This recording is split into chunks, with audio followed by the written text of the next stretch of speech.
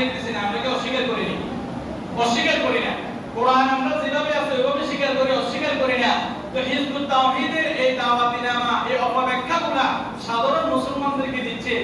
সারা পৃথিবীর বুকে এমন যেন হয়ে যায়, জন্ম যার যেটা মনে চায় সে যেটা সেটা পালন করে, কোনো বাধ্যবাধকতা যেন না থাকে। এমন যদি হয়ে যায় তাহলে রাম আর হরে কৃষ্ণ সবাই সমান হয়ে যাবে। আর তাহলে কোরআনে কারীমের আয়াতও থাকলো না, কোরআনও থাকলো না, মসজিদও থাকলো না, মাদ্রাসাও থাকলো না, মসজিদ মাদ্রাসা সব সমান হয়ে যাবে। ঠিক ঠিক কথা। এজন্য আল্লাহ রাসূল এবং কোরআনে ডাইরেক্ট বলে দিয়েছেন, ইন্নাদ দীনা ইনদাল্লাহিল ইসলাম ওয়া মান ইয়াবতাগি গায়রাল ইসলাম ফালান ইউকবালা মিনহু। ইসলাম ছাড়া অন্য কোন ধর্ম যদি আপনি তালাশ করেন, পশ্চিমকালেও আপনার সেই ধর্ম গ্রহণ করা হবে না, নিশ্চয়ই আপনি পথভ্রষ্টদের অন্তর্ভুক্ত। ওয়া হুয়া ফিল আখিরাতি মিনাল খাসিরিন।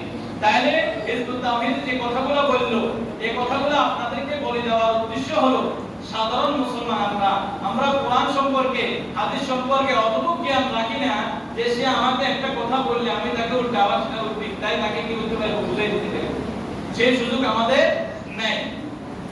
এখন বলতেছেন মুহাম্মদুর রাসূলুল্লাহ সাল্লাল্লাহু আলাইহি ওয়াসাল্লাম আমাদের জন্য যে দ্বীন এবং ইসলাম নিয়ে আসছেন, ওই দ্বীন যে বিকৃত হয়ে গেছে, সেজন্য তারা সাধারণ জনগণকে এই কথা বুঝাইতে চাইতেছে যে মসজিদের হুজুরেরা, মাদ্রাসার হুজুরেরা ধর্ম ব্যবসায়ী। নাউজুবিল্লাহ বলেন না।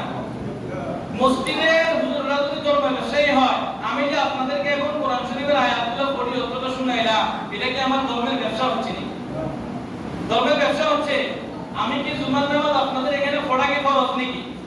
আমার কথা বাদ দেন, আপনারা এখানে যারা আছেন প্রত্যেকের উপরে জুমার নামাজ ফরজ, জোহরের নামাজ ফরজ না? তো আমরা যদি জুমার নামাজ এখানে না পড়ি গুনাহ হবে। আপনি যদি ফেনীবাজারে জুমার নামাজ পড়েন গুনাহ হবে।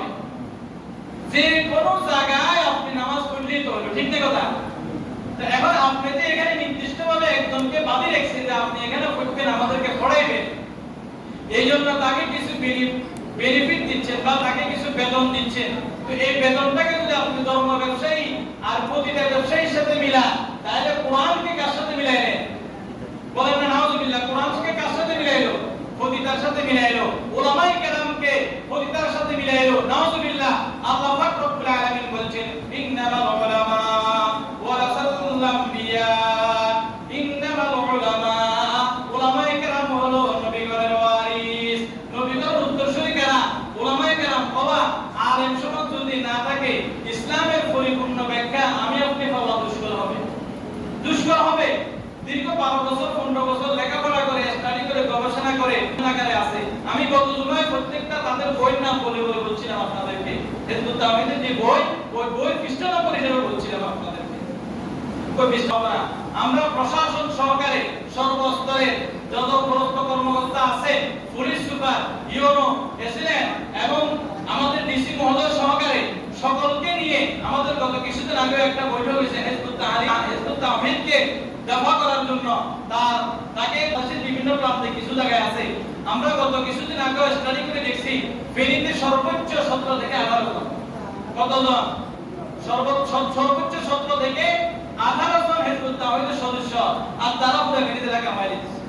আর আমরা মুসলমানরা চিন্তা করতেছি যে হুজুর কেমন করো। আরে এমন অবস্থা, এটা কিয়ামতের আলামত। এগুলো কিসের আলামত? কিয়ামতের আলামত। এইজন্য আমাদের সকলকে সকলকে এই কথা বুঝার তৌফিক দান করে। হিজবুত তাওহীদ তারা কাফের বলেন, হিজবুত তাওহীদ কাফের, হিজবুত তাওহীদ কাফের, তাদের সাথে আমাদের কোনো সম্পর্ক নাই। আল্লাহ পাক সকলকে বুঝার তৌফিক